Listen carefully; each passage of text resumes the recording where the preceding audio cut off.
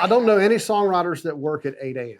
I used to make the joke I'd go to work at the crack of noon. Hi, I'm Chris Stapleton, and this is the hit story of my song, Starting Over. And be my four-leaf clover, starting over. Starting Over is a song I went into, my co-writer's, Mike Henderson is his name. He has a little kind of writer shack off of his house. The process with Mike is you go to his house about 8 o'clock, you have a cocktail, and sit around and have fellowship until a song pops out. And that's pretty much the process for Starting Over.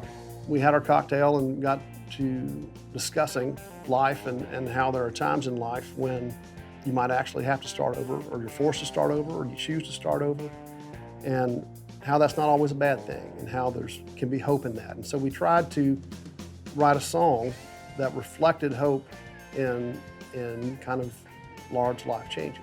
When we write songs, I wind up playing a lot, and he winds up, with a book and writing poetry on the other end. We'll get quiet, both of us, for a minute, and Mike will have some verse options, and we kind of throw those at each other for a minute and, puzzle them together, and then we have a song. I play with the same band that we record records and we play live together, and so we're very much a band in that way. We pretty much just go into a studio and play a song and record it live for the most part. I mean, it's hard for it not to be authentic to who we are in some sense, particularly in the recording sense, because what you hear is kind of how we sound. There's not a lot of doctoring, there's almost none. It's very much a live performance. We're trying to capture, hopefully, what is magic of a moment. That's one thing that we do probably a little differently than modern recording techniques. You do get done in those moments when you play what is the keeper track, and you'll be like, everybody kind of looks at each other and be like, I think that was the one. Let's play one more for a safety.